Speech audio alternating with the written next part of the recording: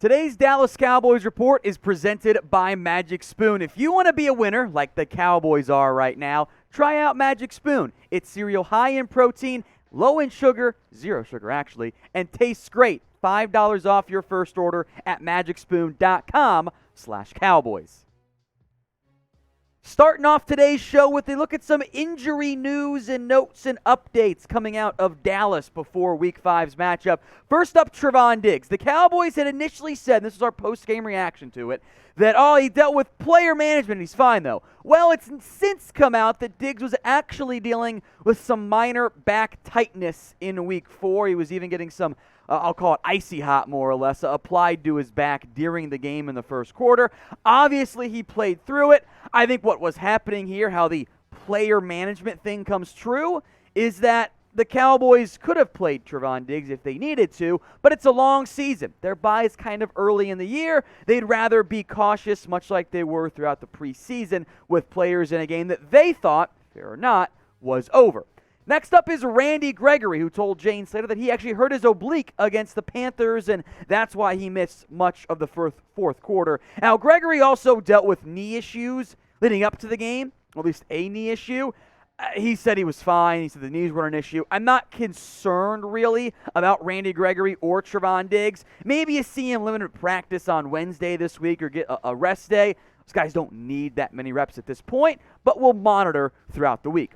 Other injury notes here on three key players. First, quick side, Bradlee and Keanu, Neal, will likely be back this week for the Cowboys off the COVID list. Meanwhile, Nsekhe is set to return. He'd missed the past couple weeks with a heat-related illness, but he's going to be back as the swing tackle with La'el Collins out right now. Carlos Watkins has a chance to play on Sunday. He's got a knee issue. Dorance Armstrong, meanwhile, this is all per Stephen Jones, likely a little bit further away from returning. So what is your concern level right now over the injuries? I'm still fairly low. Look, the Cowboys, from a salary cap perspective, no team has had more money out this year than Dallas, and here they are at 3-1. So I'm at a low number, but I want to hear from you guys. Get your votes in for me in the comments section. Let's get to some overreactions then, or maybe not overreactions after another big win in Week 4. Number 1, the Cowboys offense is elite. Yeah, this is not an overreaction whatsoever. This Cowboys team on offense is absolutely legit. They are moving the ball at will. And it's been nice in several fourth quarters now, the past two, the offense has been able to kind of cool it a little bit. They've been able to use clock, not run nearly as high-octane offense as they've needed to in the first two games. The offense looks incredible. When you're talking about the best offenses in the NFL, the Dallas Cowboys unquestionably must be inside that conversation. We're going to spend more time on this and why I think this has been an A, but I want to hear from you guys first. Grade the Cowboys offense this year. A, B, C, D, or F. This is the pinned comment on today's video. So get the ad break here on YouTube, scroll on down, and let me know. For me, it's an A. You are fourth in points per game, despite legitimately facing several solid defenses, the Bucs, before all their cornerbacks got hurt. A Chargers defense that I think is pretty good this year, and the number one defense in Carolina, which is now no longer the case. You're averaging fourth most yards per game. Your passing yards are 14th, a bit above average. Your rushing yards are second. Your turnovers are low. Those are all the volume type of stats. If you look at stuff like EPA, expected points added, adds a bit more nerd stuff, admittedly, which I like, but it's a bit more of a per-play basis. The Cowboys are top four, if not, or actually they're second or better across the NFL. The offense looks unstoppable right now. Dak Prescott at the helm is in complete command. It feels like the Cowboys are never in a bad play. Sometimes there's some pre-snap or some execution, but pre-snap-wise, there's a lot of changing, a lot of adjustments by Dak. He and Kellen Moore operating at an unreal wavelength. And as a result, the Cowboys can run or pass the football as they wish. Past two games, teams have utilized two deep safeties, daring the Cowboys to run the football, not wanting to get beat vertically quickly. And the Cowboys have aggressively taken what the defense has given them, and it's worked wonders so far. This Cowboys offense, I believe, is as good, if not better, than any offense, even the Chiefs, in the NFL. Now, if you want the perfect blend of run and pass like the Cowboys have shown this year, well, that comes in the cereal form of Magic Spoon. High in protein, 13 or 14 grams in every bowl, only 4 grams of net carbs, surprisingly low, and despite 0 sugar, the cereal tastes incredible. So get $5 off your first order today when you head to magicspoon.com/Cowboys. You see the link right there. You can type it in your browser, but there will also be a clickable link for you guys in the comment section and in the description. Overreaction number 2. Trevon Diggs is the best corner in the NFL. Based only on the 4 games we've seen so far, this is not an overreaction. Now, will he finish the year as the number 1 corner? Different conversation. But based on the 4 games we've seen, how can you pick anyone else? Trevon Diggs has been incredible. The breakout year, it's here, guys. These are Pro Football Focus's completion numbers here. 50%, 260 yards. That's a little bit higher yards than I think ideally you'd want. You'd really almost want that cut down in half. But he's got 5 interceptions. You will allow the 260 yards. That's like top 10, I think, right now in the NFL when you pick off 5 passes. That's not an issue for me. Like that's fine. Now, I will say this part, and if this makes me a hater, okay, fine. There will be some regression to the mean, specifically with the interceptions, but with the yards as well. I think what's going to happen is teams are going to go, shit, guys, we got to stop throwing at Trevon Diggs, even if that means we're taking away our best receiver if he's shadowing.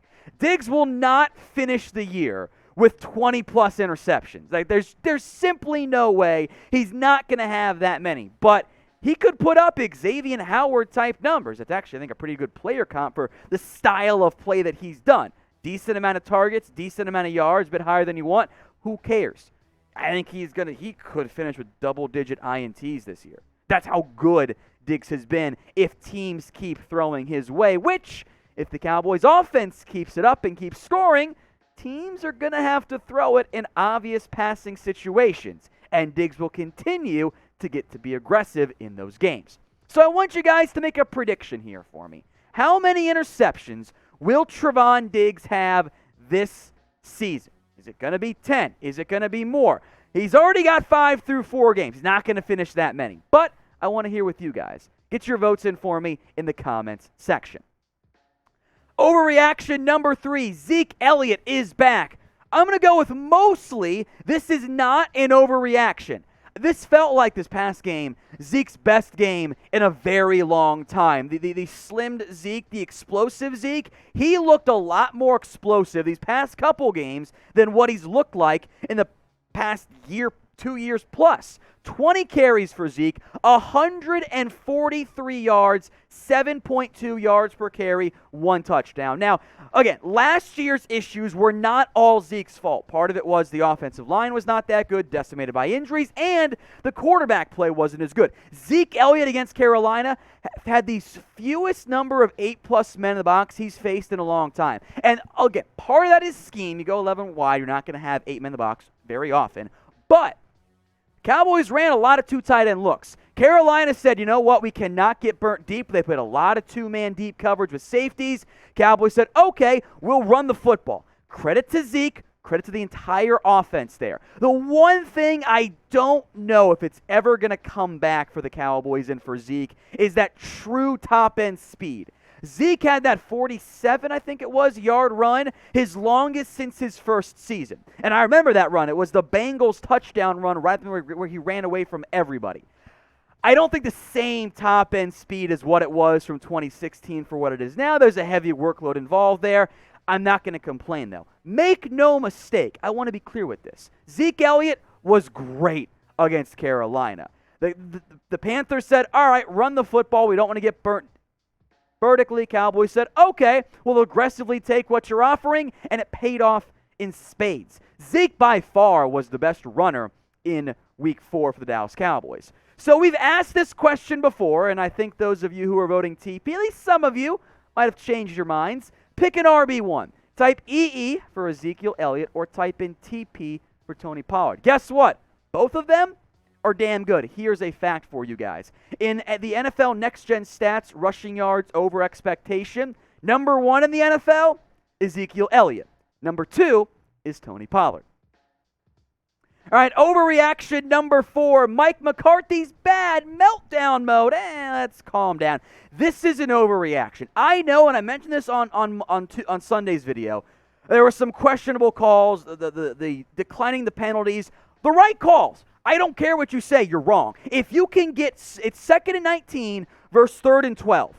You take 3rd and 12 every time. Like, what's more likely?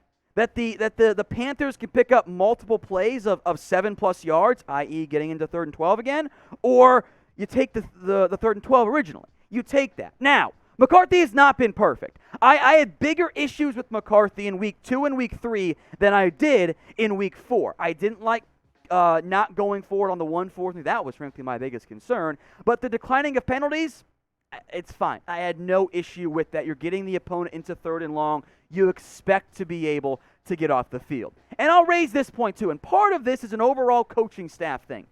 Doesn't McCarthy get some, at least some, of the credit? I think that's fair. The Cowboys have been well prepared. They've made good adjustments. Now, make no mistake, Dan Quinn, Kellen Moore, etc., absolutely deserve a significant amount of that credit. But doesn't McCarthy get at least a little bit as well? As weird as this is to say, I think it's the first time we've said it in a very long time, the Cowboys overall, probably more so coordinators than head coach, they have a coaching advantage. That is not something we've been able to say about the Cowboys and about their coaching staff in a very, very long time. Now, if you are still like, I don't know about McCarthy, maybe you want to keep Kellen Moore as head coach, I get it. That's a different conversation, though. Let's focus in on the here and now, the in-season stuff. The Cowboys are 3-1. They look great. Let's appreciate that as we sit currently. Now, speaking of the here and now, we're not going anywhere. If you guys want Cowboys videos every single day, news, rumors, reactions, recaps, our live watch parties as well, hit that big red button and subscribe. The final overreaction, number 5 here. The Cowboys are contenders. Yeah, I think they are. Now, are they going to win the Super Bowl? Okay, let's relax. It's only been 4 games. But at minimum in the NFC East, the Cowboys are clearly the best team. Like, Washington barely got by the Falcons. The Eagles, we just saw how they look. You get a chance to meet the Giants coming up this upcoming week. The Cowboys are playoff contenders. They're playoff favorites. And if they get in the postseason, it's going to be tougher. The schedule's not that challenging this year, but they're going to at least have the opportunity. I think they've shown they can at least compete with pretty much all the teams in the NFL. What I'm saying is I'm excited about this season, guys. I feel good about where the Cowboys are at. The defense is taking the ball away. That'll regress, but they'll also probably allow fewer 3rd and forevers when the defensive linemen get healthy. Remember, you're down multiple players on that front. I am excited about this Cowboys team. Am I saying they're going to win the Super Bowl? Let's relax and see how things go. But as a Cowboys fan, I feel pretty damn good right now.